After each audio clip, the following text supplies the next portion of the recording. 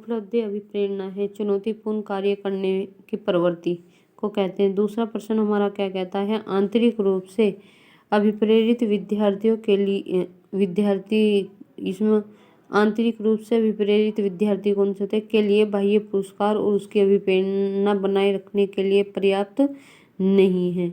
अब तीसरा क्वेश्चन हमारा क्या कहता है, निम्नलिखित में से जन्मजात अभिप्रेरक कौन सा है, निंद्रा जिसे बोलते हैं।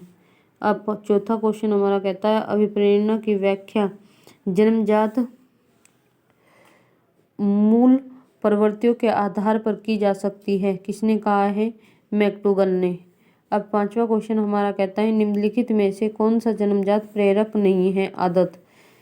जन्मजात प्रेरक आदत नहीं है, क्योंकि आदत समय के अनुसार बदलती रहती है। अब छठा क्वेश्चन आता है हमारा, ध्यान एक कैसा है, विशिष्ट बर्ताव नहीं है। ध्यान एक विशिष्ट बर्ताव नहीं है। सातवां क्वेश्चन कहता है, इसमें शिक्षा का किंडरगार्टन पद्धति का प्रतिपादन किया है, किसने किया है, फ्रोबेल ने। ये इम्पोर्टेंट क्वेश्चन, ये आया भी अभी है। ये आठवां प्रश्न हमारा क्या कहता है, पुरस्कार एवं दंड है।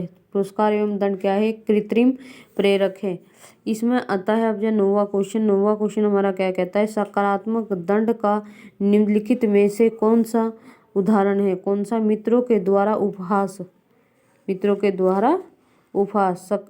ये क्या है, एक सकारात्मक दंड है।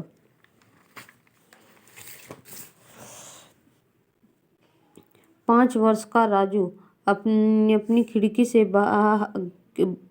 से बाहर तूफान को देखता है। बिजली चमकती है और कड़कने की आवाज आती है। राजू शोर सुनकर उछलता है। बार बार यह घटना होती है। फिर वह कुछ देर शांति के पश्चात बिजली कड़कती है और राजू बिजली की गर्जना सुनकर उछलता है।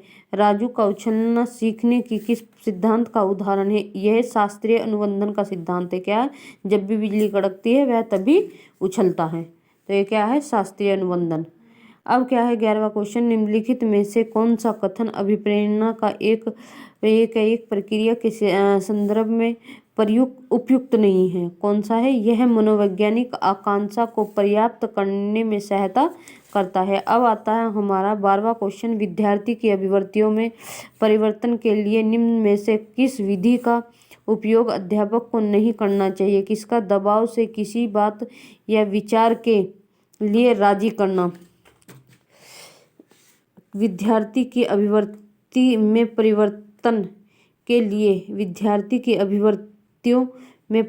के लिए निम्न में से किस विधि का प्रयोग अध्यापक को नहीं करना चाहिए, क्या नहीं प्रयोग करना चाहिए, इसमें दबाव से किसी बात या विचार के लिए राजी करना।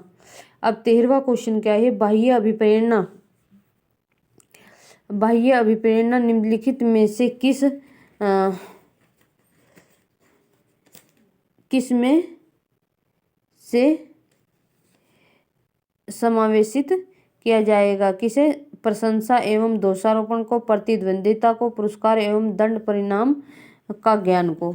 ठीक है। अब अगला 14वां क्वेश्चन आता है हमारा, अभिप्रेरणा किस प्रकार की विचारधारा है, किस प्रकार की है, मनोवैज्ञानिक विचारधारा। जिज्ञासा की प्रवृत्ति होती है अर्जित करने की। जिज्ञासा की प्रवृत्ति कैसी होती है, अर्जित की। अब अगला क्वेश्चन आता है, उपलब्धि प्रेरक किस प्रकार का प्रेरक है, मनोवैज्ञानिक प्रेरक।